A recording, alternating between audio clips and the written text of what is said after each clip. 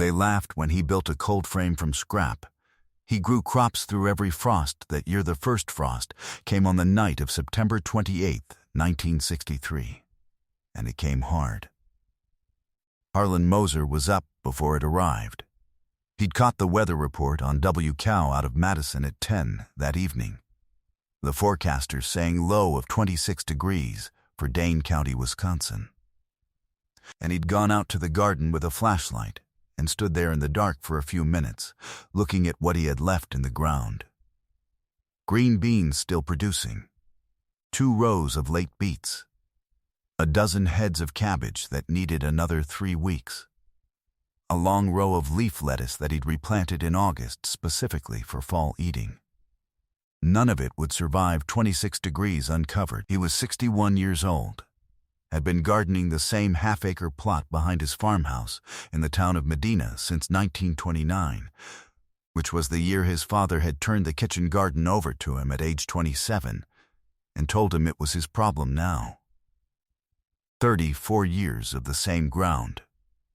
He knew its tendencies, knew where it froze hard first, which was the low northwest corner near the old ash tree, knew where the snow melted last in spring, knew the soil temperature at planting depth better than any thermometer could tell him, because he could read it through the skin of his hand pressed flat against the dirt. He stood there with the flashlight and made a decision. He spent the next 2 hours pulling everything he could harvest. The beans, the beets. What cabbage was ready? He left the lettuce and the remaining cabbage, and the 2 rows of spinach he'd planted as an experiment in late August, because there was no point in pulling spinach that wasn't ready. He covered the spinach with burlap feed sacks he had in the barn. He covered nothing else because he had nothing else wide enough to matter. The frost killed the lettuce, killed most of the uncut cabbage. The spinach under the burlap survived, barely, with leaf damage on the exposed edges. He stood in the garden the next morning looking at it. The temperature had dropped to 24 degrees overnight, 2 degrees colder than the forecast. The lettuce was black at the stem. The exposed cabbage had that soft, translucent look that meant cell walls had ruptured. It wouldn't recover. He went inside and wrote in his garden notebook, lost lettuce, 6 cabbage heads, 2 rows late beets. Frost 9/28, 24 degrees, covered spinach with burlap. Partial survival, need better solution. The notebook had been running since 1934. It was the 3rd one, cloth cover, college-ruled, 200 pages. He recorded planting dates, first harvest dates, frost dates, soil temperatures, yields by row, seed sources, and notes on what had failed and why. He had 29 years of that data behind him. The notebooks sat on a shelf above the desk in the farm office, 3 of them in a row. He kept the October note brief. Then he started thinking. The problem wasn't the frost itself. Frost was a fact in Dane County, Wisconsin. It would come in late September most years, sometimes earlier. It would return in May. That was 10 months of potential growing season compressed into 7x2 frost events that came in from opposite ends of the calendar and squeezed the middle. He'd been planting and harvesting inside that window his entire gardening life. Every gardener in the county worked inside the same window. What he wanted to know was why he had to. He'd read about cold frames in a gardening publication called Organic Gardening that his neighbor Pauline Wetzel had given him a subscription to for Christmas in 1961. The publication came monthly and ran articles on soil building, pest management, and season extension techniques that were, in Harlan's experience, about 40% practical and 60% optimistic. The cold frame articles had caught his attention because the principle was simple. A box open at the bottom, closed at the sides, covered with glass or clear material, set over plants in the ground. The box trapped solar heat during the day. The thermal mass of the soil held some of that heat through the night. In a frame properly constructed and positioned. You could hold temperatures 5 to 15 degrees warmer than the open air. 5 degrees warmer would have saved his lettuce on September 28th. 15 degrees warmer would have made the frost a non-event. He read the articles again in November, after the growing season was done. He had questions the articles didn't fully answer. What thickness of glass held heat best? What orientation relative to the sun was optimal? What minimum ground area per plant was required for adequate root development under covered conditions? In December, he drove to the University of Wisconsin Extension office in Madison and asked to speak with someone about cold-frame construction for a home garden scale operation. An extension agent named Brian Kowalski spent 40 minutes with him. Kowalski was knowledgeable about the principle, but had limited practical experience with large-scale home cold-frame arrays. He gave Harlan a pamphlet titled Season Extension for Wisconsin Gardeners, 12 pages, published in 1958. Harlan read it that evening. The pamphlet recommended a standard cold frame, a wooden box, 18 inches high at the back, 12 inches at the front, 4 feet wide, any length, covered with a standard hotbed sash of glass measuring 3 feet by 6 feet. Hotbed sash cost $4.80 apiece at the hardware store in Sun Prairie. He needed coverage for the lettuce row, which was 40 feet long, and the 2 rows of spinach, which were 30 feet each. That was 100 feet of row, or roughly 400 square feet of coverage at a 4-foot box width. 400 square feet divided by the 18 square foot coverage of 1 sash came to roughly 22 sashes. 22 sashes at $4.80 each was $105.60, plus lumber for the frames, plus hardware. He put the pencil down. $105 was a month's mortgage payment. It was more than he'd spent on the entire garden operation in any single year since the war. He was 61 years old on a 160-acre dairy operation running on thin margins after 2 years of soft milk prices. He had 1 son in high school and another in his 2nd year at Madison studying agronomy.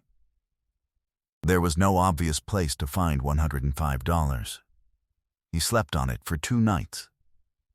On the 3rd day, he went out to the machine shed and stood in the doorway looking at what was in there. The machine shed held the usual collection of a working farm that had been on the same ground since 1911. A 1955 Alice Chalmers WD-45 that needed a carburetor rebuild. A 2-row cultivator with a bent frame. A grain elevator that hadn't run since 1958. A pile of steel fence posts. 2 rolls of woven wire fencing.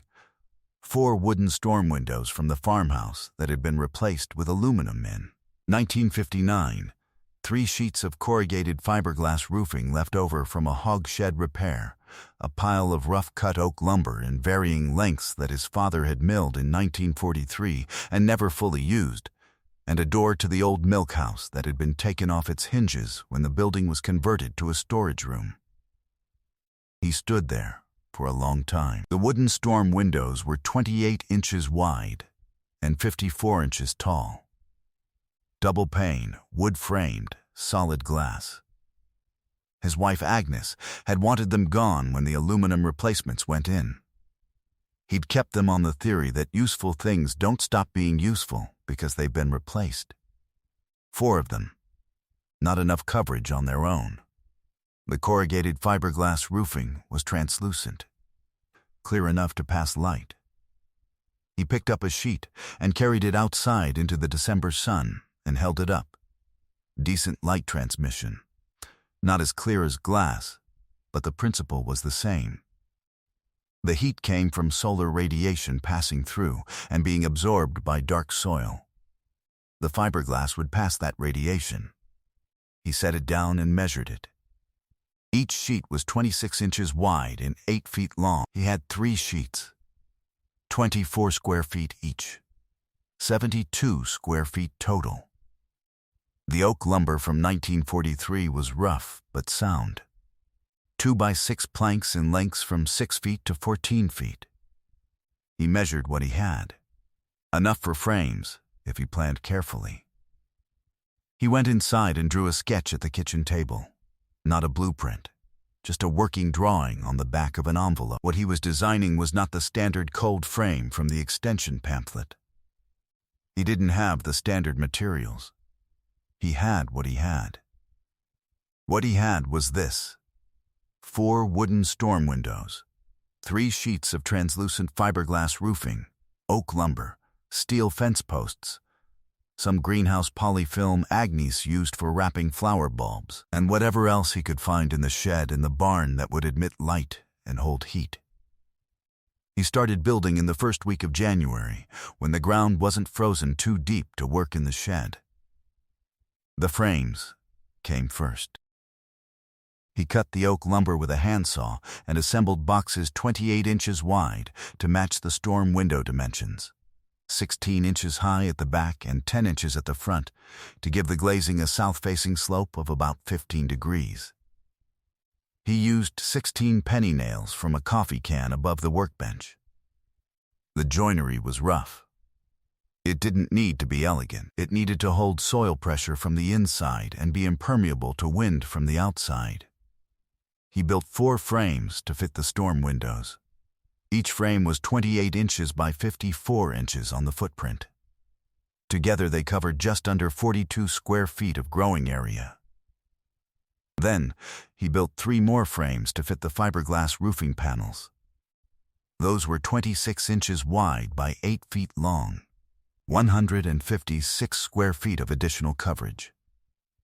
Then, he stretched polyfilm over 2 more frames he built from scrap 2x4s, stapling it to the lumber with a staple gun. Those 2 frames were 4 feet wide by 6 feet long each, 48 more square feet. Total covered area, 246 square feet. Not 400 square feet. Not what he needed for full coverage of every row, but nearly 2/3 of it, for a material cost of exactly nothing. He had not bought a single item. He set the frames in position in the first week of February, while the ground was still frozen but dry. He'd chosen the locations in the fall based on his 29 years of garden notebooks, south-facing, protected from the northwest wind by the machine shed wall, on ground that his records showed warmed earliest in spring. He drove the steel fence posts into position around the outside of each frame cluster as windbreaks, lacing woven wire fencing between them to break the prevailing northwest wind before it reached the cold frame walls.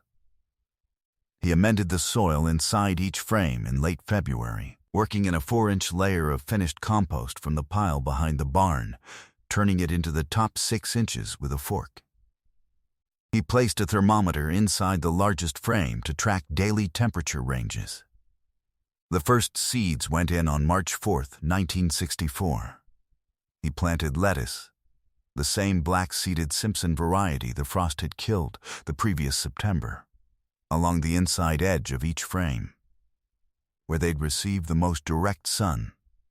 He planted spinach in the 2 fiberglass frames, which ran east-west and captured afternoon light best. He put a short row of radishes in the smallest poly frame as a test. The overnight temperature on March 4th was 17 degrees. He checked the inside frame temperature at 7 the next morning. The thermometer in the large frame read 31 degrees, 14 degrees above ambient. The seeds germinated anyway, not fast. Lettuce germination at soil temperatures below 40 degrees was slow, sometimes 10 to 14 days instead of the usual 5 to 7. He was patient. He'd been gardening 34 years. By March 18th, he had seedlings. Thin, pale, reaching toward the light in the way seedlings do when they want more sun than they're getting, but alive.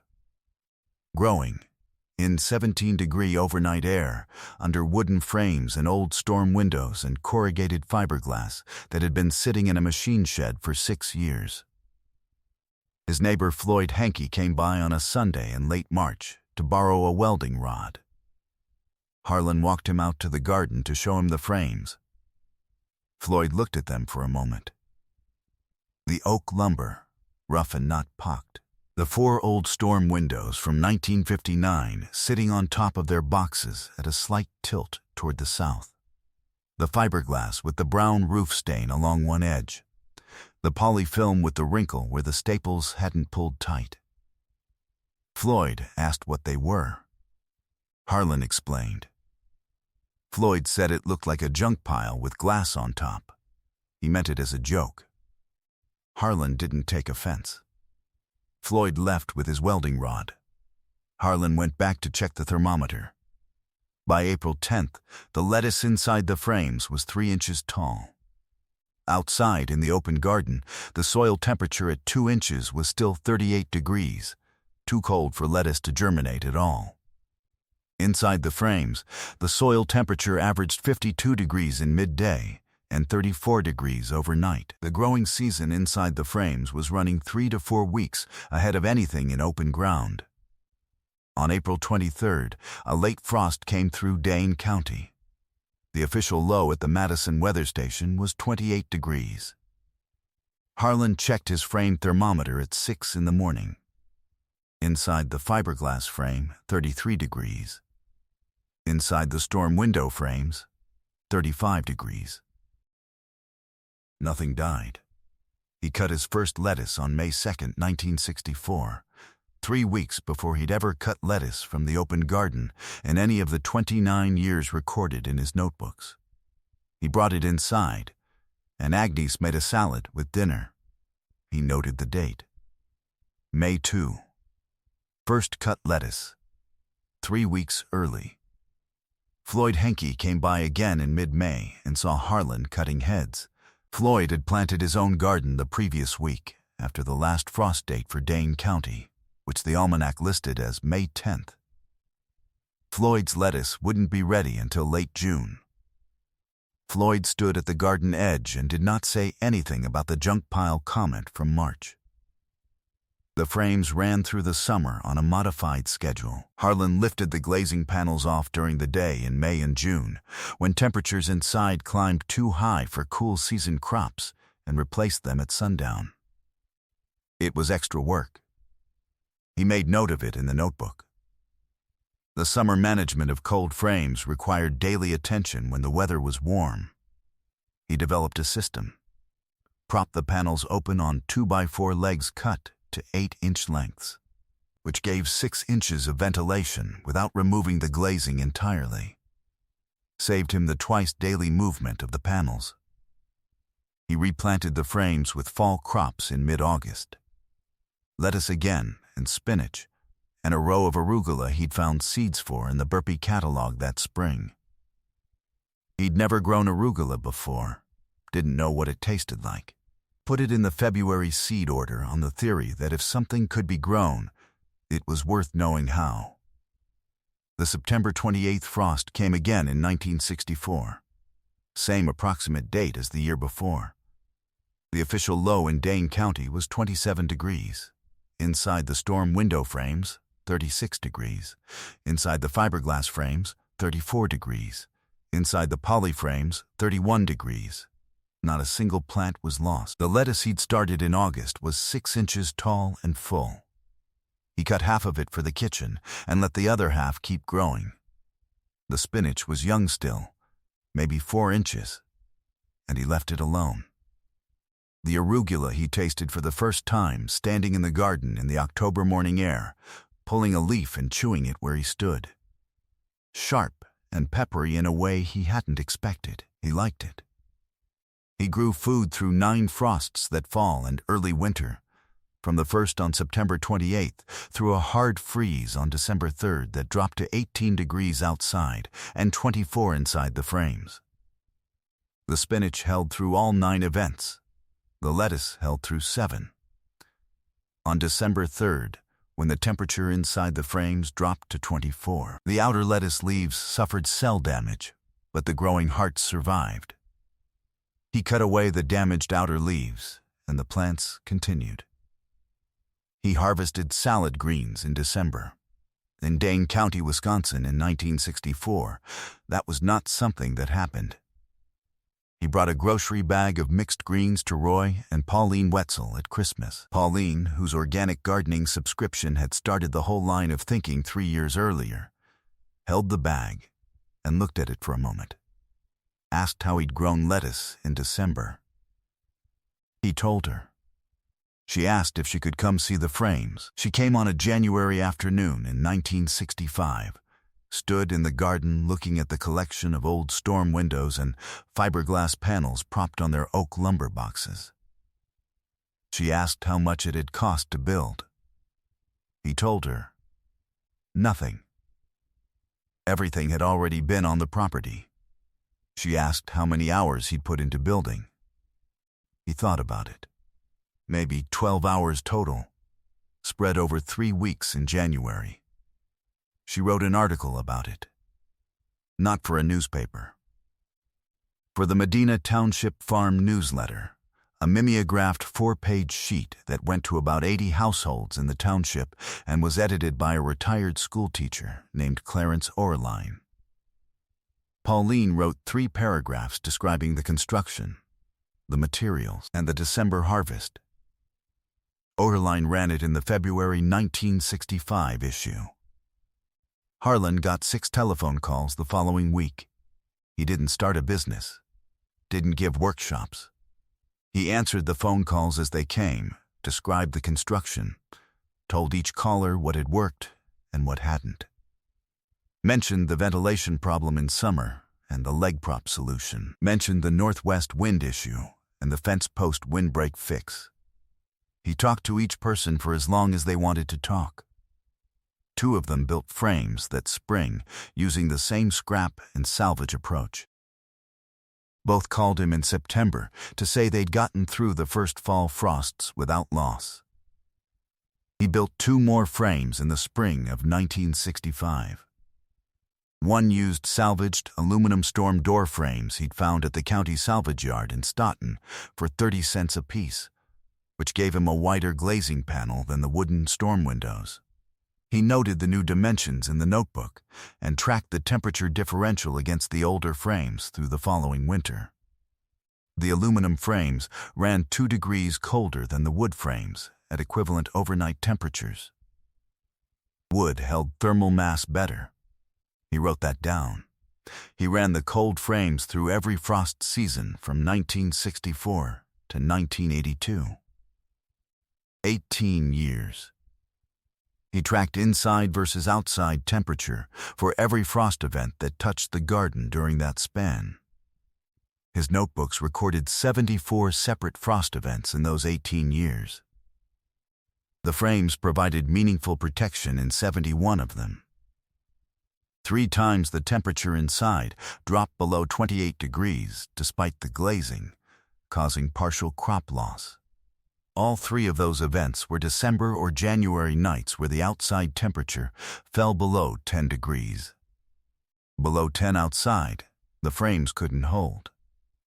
He noted that in the notebook is the working limit of the system, protective to approximately 28 degrees outside, partial protection to 18, marginal below that.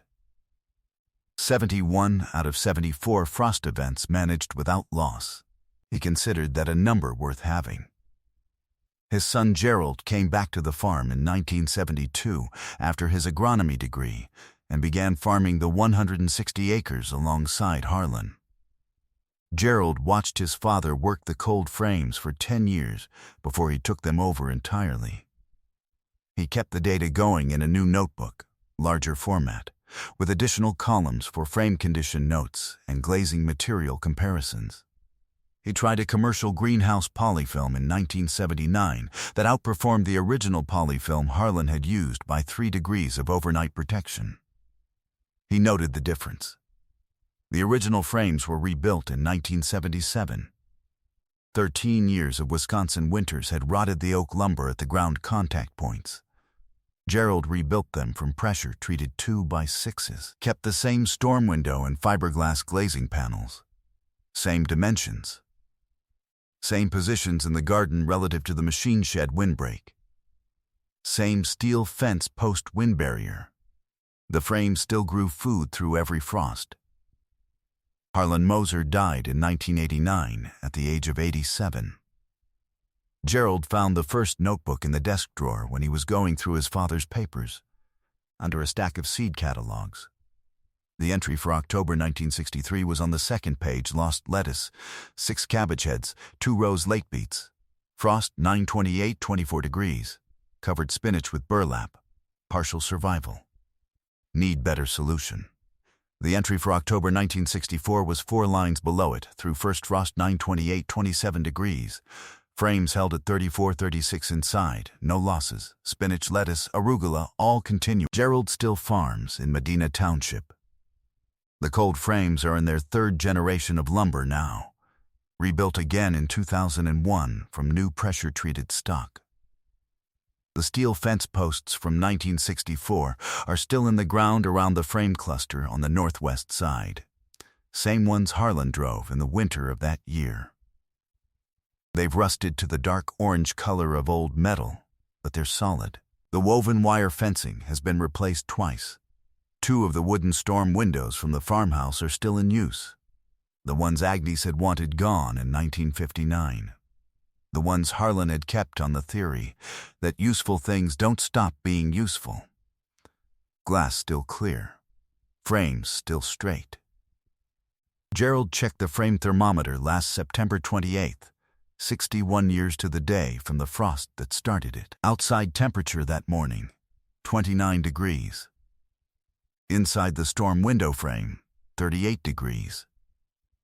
Lettuce inside, 3 inches tall, untouched, still holding heat. Still growing, still working.